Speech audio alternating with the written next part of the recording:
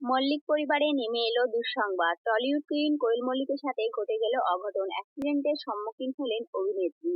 কেমন আছেন এখন অভিনেত্রী জানতে হলে ভিডিওটি শেষ পর্যন্ত দেখুন।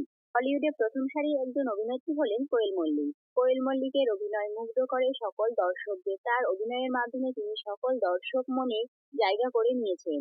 নিতিন মাসি মুভিতে তার অ্যাকশন সকল দর্শক খুব পছন্দ করেছিলেন। নিতিন মাসির নতুন সিনেমা খুনির সন্ধানে নিতিন মুভি নিয়ে ব্যস্ত ছিলেন অভিনেত্রী। গত 31শে মার্চ নেপালগঞ্জে শুটিং চলাকালীন সহ অভিনেতার আঘাতে ঘটল অঘটন। অ্যাকশন শুট করার সময় সহ অভিনেতার লাথি এসে লাগে অভিনেত্রীর ডান হাতের কবজির ঠিক ওপরে। প্রথমবার সামলে নিলেও দ্বিতীয়বার আর সামলাতে পারেননি। দ্বিতীয়বারও একই ঘটনা ঘটে অভিনেত্রীর সঙ্গে, যার কারণে গুরুতর আহত হন অভিনেত্রী। তড়িঘড়ি করে অভিনেত্রীকে হসপিটালে নিয়ে যাওয়া হয়। অভিনেত্রীর হাতে প্লাস্টার করা হয়েছে, তবে এখন তিনি কেমন আছেন সেটা জানা যায়নি।